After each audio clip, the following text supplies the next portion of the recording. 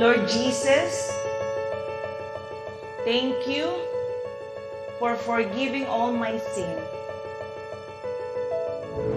Thank you, Lord Jesus, for your love, dying on the cross.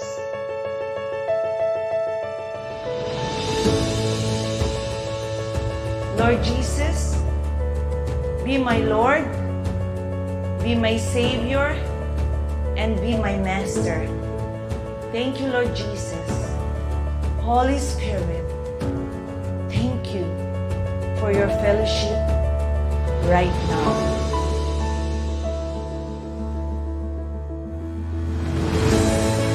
Because you are the God who create light and bring peace. You are the God who establish everything, Lord God. Protect every one of us. Make your face smile upon every one of us. Bless every one of us and keep us. May you lift up your countenance and give everyone your shalom. Please seal our prayer. The glory, honor, praises, power belongs to you before all time, now and forever. In Jesus' wonderful name, amen and amen. Praise the Lord.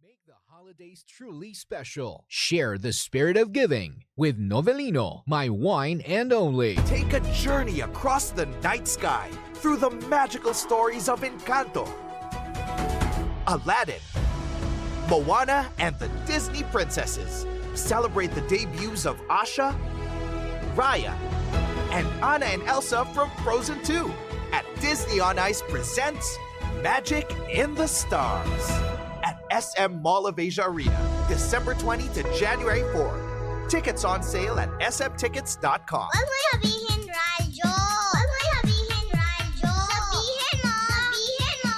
Energy. Lihim ng liham.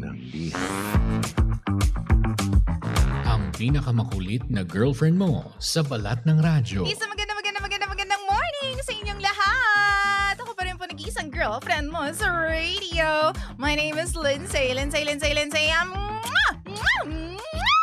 Makulit pero may puso, handang makinig sa mga kwento mo. Alam mo, feeling ko kailangan mo na siyang iwan kasi it doesn't make sense. Ang kwento sa lihim ng liham. Mahal kong Lindsay. DJ Lindsay, LDR po kami noon ng ex-fiancé ko. At ngayon, dapat 7 years na kami. Ikakasal na sana. Pero hindi nakibilang sa amin ang universe. Nakipag-break siya sa akin. Ang pagkakaalam ko, DJ Lindsay, wala naman siyang cheating issues. Sabi niya sa akin, nahirapan lang daw siya sa magiging sitwasyon na ikakasal nga kami pero long distance relationship naman. Babalik din daw siya ng abroad so parang nakakawalang gana daw yun. Akala ko DJ Lindsay wala na, tapos na kami kasi nga nag-break na. Pero pagbalik niya dito sa Pilipinas, nag-aya siya bigla. Inaya niya ako na mag-travel kaming dalawa lang. So ako, akala ko magkakabalikan kaming dalawa. Akala ko gusto niyang makipag-ayos sa akin. Siya lahat ang nagplano, DJ Lindsay.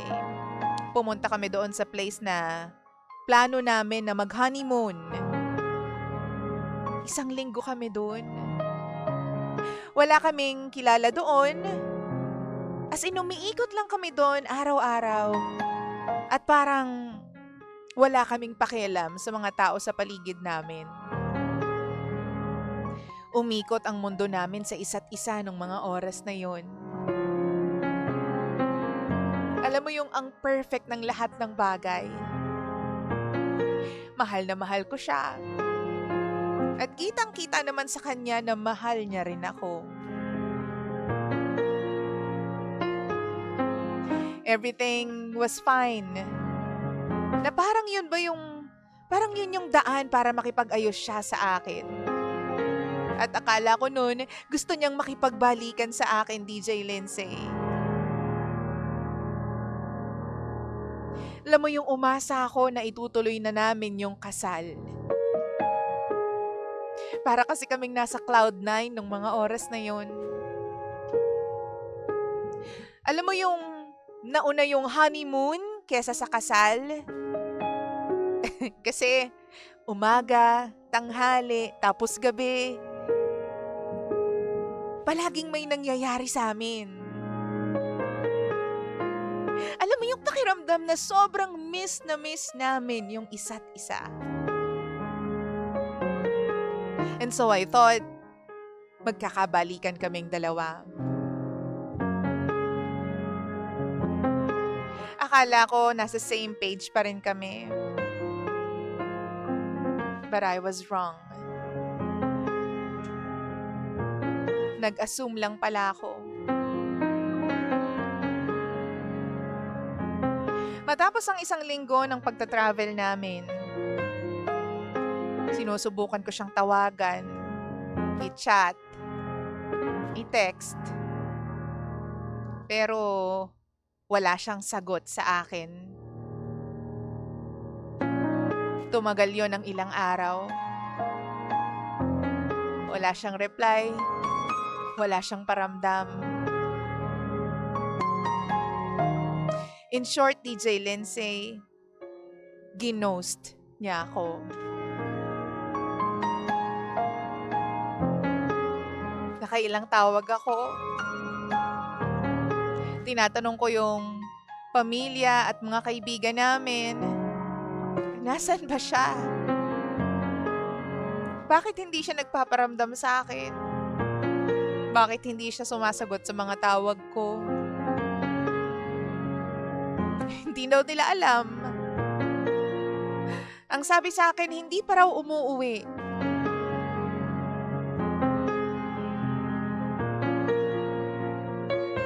Nung isang linggo na ng pag-ghost niya sa akin, biglang nag-appear yung pangalan niya sa cellphone ko.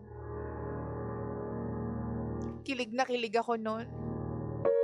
Alam mo ba yung pakiramdam na parang biglang may butterflies sa tiyan ko? Meron daw siyang sasabihin sa akin. Doon pa siya nakipagkita sa simbahan kung saan plano namin magpakasal. Alam mo yung sobrang taas na ng expectation ko nung time na yun.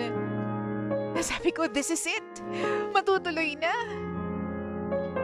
Baka official na magkabalikan na kaming dalawa. At baka dahil sa simbahan ulit ito mangyayari, baka ulitin niya yung wedding proposal niya.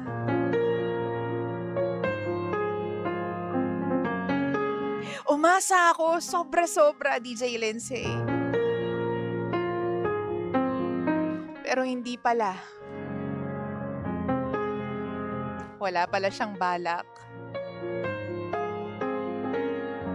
Nauna ako sa kanya doon sa loob ng simbahan. Nakatingin lang ako kay Lord. At habang pinagmamasdan, yung lahat ng nakadisplay sa altar, biglang may kumalabit sa akin sa likod. Paglingon ko, nandun yung lalaking mahal ko. Pero may kasama siyang ibang babae. Pinakilala niya sa akin yung babae na yon. Maganda, maputi.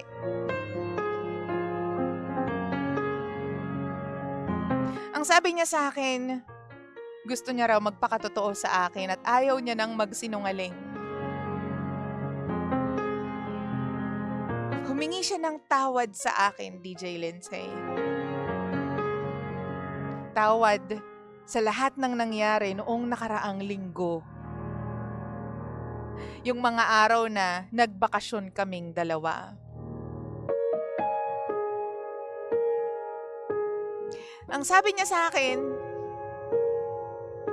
girlfriend ko nga pala.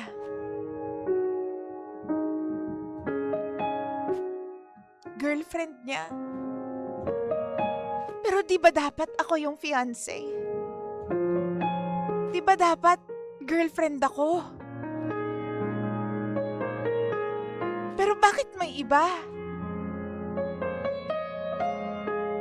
Ang sabi niya sa akin, doon niya raw ako inaya sa simbahan at humihingi siya ng tawad sa akin dahil baka daw sakali mas maging maluwag daw na matanggap ko ang lahat ng nangyari kapag kaharap namin si Lord.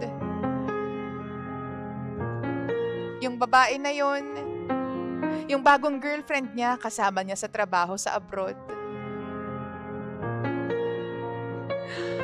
All the while pala, siya pala yung dahilan kung bakit nakipag-break siya sa akin at hindi dahil sa LDR kaming dalawa. Wala na akong nasabi nung time na yun. Parang hirap na hirap akong huminga. Nahirapan akong mag-react. Ano pa bang pwede kong gawin? Ano pa bang dapat kong gawin? Wala eh. Nandiyan na yan. Tapos na talaga kami. Umasa-asa pa ako eh. Closure lang pala yung binigay niya sa akin last week. The best week of my life. Huli na palang lahat. Hindi ko sinabi doon sa girlfriend niya na may nangyari sa amin ng 1 week na para bang nasa honeymoon stage kaming dalawa. Kasi sa tingin ko, mukhang buntis yung babae. Ramdam ko lang. Madalas kasi hawak niya yung tiyan. At sobrang inaalalayan siya nung ex ko habang naglalakad. Pero alam mo ba yung pakiramdam, DJ Lindsay, na parang gusto kong gumanti sa kanya. Gusto kong sabihin dun sa babae tungkol sa nangyari sa amin ng 1 week. Ang pagkakaalam kasi ng girl, 1 week na wala yung boyfriend niya. E nandun daw sa probinsya nila. Pwede ko bang gawin yun? Para lang makaganti ako. Para quit sa lahat. Para lahat masasaktan. O baka naman pwedeng ibigay ko na lang yung katahimikan na deserve nila. O baka nga hindi nila deserve yun. Pero deserve nung bata.